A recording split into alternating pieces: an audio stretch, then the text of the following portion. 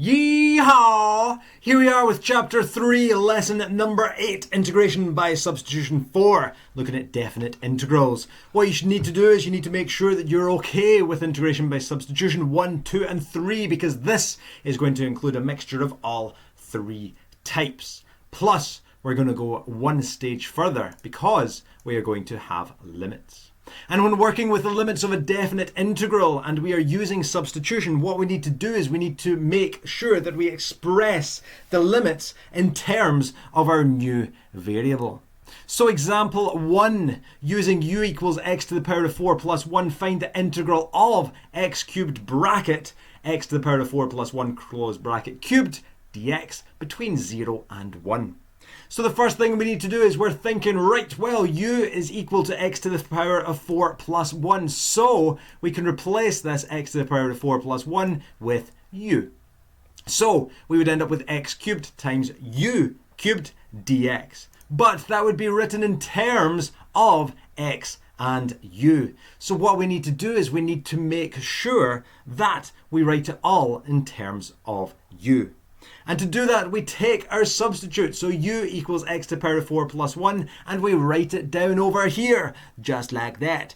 And we would differentiate it. So if we differentiate u with respect to x, then du by dx will equal 4x cubed. From there then, if we multiply both sides by dx, that will put the x's on one side, u's on the other. So we know du will equal 4x cubed dx. But remember, what we're doing is we're looking at the rest of this. We replaced the x to the power of 4 plus 1 with u, so we had u cubed. But in terms of x, we've also got an x cubed and a dx. So really, we want to find what x cubed dx is equal to. But by differentiating, we know that 4x cubed dx was equal to du. But we just want x cubed dx. So divide both sides by 4. And if we do that, then we'll find out that x cubed dx is equal to 1/4 du. Therefore, we know that x cubed is 1/4 du, so we can replace that. So our x to the power of 4 plus 1 cubed will become u cubed. Our x to the power of 3 dx becomes 1/4 du. But remember, we have our limits here. We have it between 0 and 1. So we need to express these limits in terms of our new variable. So remember, up here, this was all written in terms of x, which means our limits are in terms of x. But we want our limits in terms of u. So to do that, what you do is you use this substitute, u equals x to the power of 4 plus 1, and you would replace x with each of these values. So when x is 1, this number at the top, then you sub that in, so we'd have 1 to the power of 4, which is 1, plus 1, which will give us 2. So you know u is 2, so that will be your limit at the top. For the one at the bottom, well, we're doing the same thing. We'd have 0 for x. So when x is 0, we'll sub 0 in to find u. So we'd have 0 to the power of 4 plus 1, which will give us 1. So we know the limits then would be going between 2 and 1. So the first part here was just what we were doing in the previous lessons. This is the new part. We are now rewriting the limits in terms of the new variable. So from there then, well, you could rewrite that as 1/4 u to the power of 3, but either way, you'd add 1 to the power, so it becomes u to the power of 4, and divide by 4. Our 1/4 would stay as 1/4, and we'd have u to the power of 4 over 4, which is 1/4 u to the power of 4. And the limits, we'd have that between 2 and 1. From there, we've got 1/4 times 1/4, that becomes 1/16 u to the power of 4, between 2 and 1, and from there you're subbing in 2 and you're subbing in 1. So we'd have 1/4 times 2 to the power of 4, take away 1/16 times 2 to the power of 4, take away 1/16 times 1 to the power of 4. Work that out then. 2 to the power of 4, 2 times 2 times 2 times 2, divide that by 16 and you just get 1. 1 to the power of 4 is just 1. Multiply it by a 16th will just give you 1/16. So 1 take away a 16th is going to be 15/16. And that is the answer. Example 11, using u equals cos x, find the integral of tan x dx between 0 and pi over 3. So once again, we're thinking we're replacing cos x with u. But there's no cos x here. What do we do? Well, what we can do is we can think, right, well, we know tan x is equal to sin x over cos x. So we could rewrite that as sin x over cos x dx between 0 and pi over 3. And what we can do to maybe make this slightly easier as well is just take the sin x to the side, so that will become 1 over cos x times our sin x dx. From there, what we want to do is we want to think, right, well, we're replacing cos x with u, so that will become 1 over u. But then we'd have it in terms of x and u. We just want it in terms of u. So we need to find what sin x dx is equal to. And to do that, you go off to the side, ba-doink, ba-doink, ba-doink, ba-doink, and you write down u equals cos x. If u equals cos x, you can differentiate that. So differentiating u with respect to x, du by dx is equal to negative sin x. Multiply both sides by dx gives us du equals negative sin x dx. But we just want sin x dx, not negative sin x dx, so divide both sides by negative 1. From there then, you would have negative du equals sin x dx. So we know then that we can replace the sin x dx with negative du. That means then that the 1 over cos x becomes 1 over u. Sin x dx becomes negative du. And remember, what we need to do next is we need to, because we've got limits, we need to express the limits in terms of u. So, you know the limits just now are in terms of x, but we're wanting to write them in terms of our new variable u. So, when x equals 0, you can sub 0 in place of x. So when x equals 0, you will have cos of 0, which is just 1. So we know this limit at the bottom is just going to be 1. And at the top, when we had pi over 3, well, we're thinking when x was equal to pi over 3, then u would be equal to cos of pi over 3, which is equal to 1/2. So at the top, well, we had pi over 3, we've now got 1/2. After that, well, we can move on to integrating. So if we integrate 1 over u, it goes to ln u. The negative would go to the front, and we'd have negative ln u. And we're wanting to integrate that between 1/2 and 1. So we've got these numbers here. From there then, well, you would have negative ln 1/2. You're subbing that in, and then taking away the negative ln 1. But if you think back to last year, what is ln 1 equal to? Good, it's just equal to 0. So this part here, ln 1, will disappear, leaving you with negative ln 1/2. Now you could leave it as that, but you're best to go on because you can rewrite that. If you imagine the fraction 1 over 2, well, you can rewrite that as, if you move the 2 up to the top line, that will become 2 to the power of, well, just now it's 2 to the power of 1, so it will go to 2 to the power of negative 1. So you can rewrite that as negative ln 2 to the power of negative 1. And what's the point in doing that? Well, remember your log rules. If you have ln something to the power of something, you can move that power down to the front. Whee! Get down there. So if that goes down, you'd have negative 1 times negative 1, which would just become 1, which you don't need to write, and you're left with ln 2. And that is your answer. Woo! Example 12. Using u equals x take away 1, find the integral of x times the square root of x take away 1 between 2 and 5. So for this one, once again, you are thinking, I've got to substitute. I know u is equal to x take away 1. So underneath this square root, you will replace that with u. What you then need to do, though, is you need to rewrite x and dx in terms of u. And to do that, you take this substitute and you put that at the side. So you've got u equals x take away 1, and you would differentiate it. So we're differentiating u with respect to x, so du by dx, and differentiating on the right hand side would give us 1. We want u on one side, x on the other, so multiply both sides by dx. Therefore, we know that dx is equal to du. So we've got this part here. Perfect. We can swap dx with du to write it in terms of u. However, we've still got this issue of the x. We still need to know what x is in terms of u. How would we go about getting that? Anybody help me out? Perfect. You would have to take this substitution and you would manipulate it.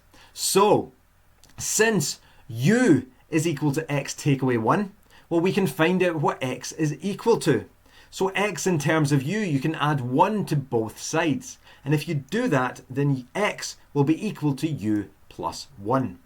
Therefore, well, x is equal to u plus 1.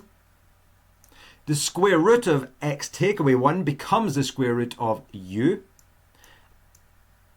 And dx becomes du. However, what you need to do is you need to think, I've got limits here. Woo! Limits. And it's between 2 and 5. But what I need to do is express the limits in terms of the new variable. So using u equals x take away 1. Remember, these limits are when this is all in terms of x, so your limits are in terms of x. So you're going to say, right, well, when x is 5, take this top limit and replace x in here with 5. So u would equal 5 take away 1, which is 4. So u would be 4. So this limit at the top will be 4. When x was equal to 2, that's the number at the bottom. Replace x in here with 2. So u is equal to 2 take away 1, which is 1. So your number at the bottom is 1. So that is what you would have. So you've rewritten it in terms of u. And now you can integrate. But before that, think of the square root of u as u to the power of a half, and multiply out the brackets. So if that's u to the power of a half and you multiply it by u, well, that's u to the power of 3 over 2. U to the power of a half times 1 would be u to the power of a half. Again, we've not integrated yet, so we've still got the integral sign, still got limits, still got du. After that, we can now actually integrate it. So integrating that would be u to the power of, if you add 1 to the power, well, 3 add 2 is 5, so it becomes 5 over 2. Remember, you would divide by 5 over 2, but when you are dividing by a fraction, you can flip that fraction, badoink, upside down, and multiply. So dividing by 5 over 2 is the same as timesing by 2/5. That would be plus u to the power of a half. If you add 1 to the power, it goes to u to the power of 3 over 2. And then you're dividing by 3 over 2. Again, you can flip the fraction upside down and multiply. So you're multiplying by the 2/3. And it's u to the power of 3 over 2. Your limits are between 1 and 4. From there then, you want to sub these values in. So you're going to have 2/5 of 4 to the power of 5 over 2 plus 2/3 of 4 to the power of 3 over 2. Take away and do the same thing with the 1. Sub 1 in place of u.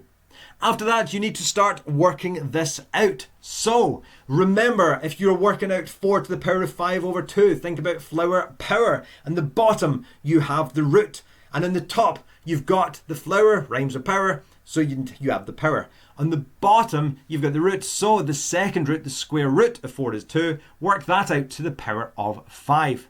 Multiply it by 2 and divide by the 5, which will give you 64 over 5. Do the same thing with the 4, so the square root of 4 is 2. Work that out cubed, multiply it by 2. That will give you 16 over 3. We are taking away 1 square root of 1 is 1, do that to the power of 5, it's still 1, so it leaves us with 2/5. The same with the 2/3, square root of 1, cube it, you still have 1, so it leaves us with the 2/3. From there, if you work that out, well, add them together, and that ends up giving you 18 and 2/15. Work that out as well, if you add them, that gives you 1 and 1/15. Subtract, and you would end up with 17 and 1/15. You can obviously just use a calculator to do that as well. But that's your answer. Last one then. So example 13, using u equals sine x, find the integral of cos cubed x dx. between 0 and pi over 2. But we're using this substitute of sine x. Notice here though that we don't have a sine x. Mamma mia, what do we do? Well, what you need to do is you need to think, right, well, let's take this substitute first of all, and let's just write down u equals sine x. If we differentiate it, well, differentiating that will give us du by dx, and if we differentiate sine x, then, ooh, look, we've got cos x. Multiply both sides by dx, and that will give us du equals cos x dx. So we know that we can replace cos x dx with du. But looking at this, we've got a cos cubed x, which means cos x times cos x times cos x. But we can only replace cos x dx here. So what we need to do is we need to somehow break out cos x dx from cos cubed x dx. And the way you do that is you would say, well, leave the limits as they are just now. But cos cubed x, you could easily write that as cos times cos times cos, which will really be cos squared x times another cos x, and then your dx. Which means then that we have found cos x dx. We have written that. So we could replace cos x dx with du. So we can replace that here. So that bit will become du. But now what we need to do is we need to find out what cos squared x would be in terms of u. And to do that, what we need to do is we need to think, right, well, we're wanting our substitute to be u equals sine x, but we don't have sine anywhere in sight. We've just got cos squared. But what do we know about cos squared? Well, think way back many, many years ago, we learned that sine squared plus cos squared was equal to 1. And what that meant was, if we subtracted sine squared x from both sides, well, cos squared x was equal to 1 minus sine squared. Which means then that cos squared, we can replace that with 1 minus sine squared. But think, sine squared really means sine x times sine x, and sine x is u, which means then that instead of 1 minus sine squared, we could have 1 minus u squared. Woo! So we're replacing that in terms of u as well. So our cos squared will be 1 minus sine squared, which will be 1 minus u squared. Remember, cos x dx we found was du, so we can write that as du. Our limits, though, we now need to deal with them as if we haven't done enough. So our limits, we need to write them also in terms of u. So express the limits in terms of the new variable. So taking this limit here, well, that's pi over 2, and that is in terms of x. So you know x would be pi over 2. So when x equals pi over 2, we need to find u. And how do we do that? Well, we substitute pi over 2 in here to find u. So u would equal sine of pi over 2, which we all know is, imagine the graph, or use your calculator, and you get 1. When x equals 0, the limit at the bottom, you do the same thing. Replace x with 0, so u would equal the sine of 0, which again is 0. So we know our limits then. Pi over 2 became 1, so that was our limit, and 0 at the bottom stayed as 0, so that was also 0. So now we're integrating 1 minus u squared du between 0 and 1. Integrating then, if you integrate 1 with respect to u, you will just get u. If you integrate u squared, well, I'll leave the negative just as it is, and u squared will go to u to the power of 3 over 3. Or in other words, negative 1 over 3 u to the power of 3. From there, what you can do is you can substitute in the 1 and the 0. So you would have in your big square brackets, replace u with 1. So we've got 1 take away 1/3 of 1 to the power of 3. Take away, and then we'd have 0 take away 1/3 of 0 cubed. From there then, well, 0 take away 1/3 of 0 cubed is just going to be 0. So this here would just disappear. Here we'd have 1 take away, 1 cubed is 1. Multiply that by 1/3 is 1/3. So 1 take away 1/3 is 2/3. You got it. And that would be the answer. That is 4 more examples with integration by substitution, looking at the definite integrals. Try the questions on page 60. There's quite a few of them to have a go at. Just remember, you're bringing together everything you learned in the previous lessons with integration by substitution and altering the limits and writing them in terms of the new variable. Best of luck, have fun, enjoy.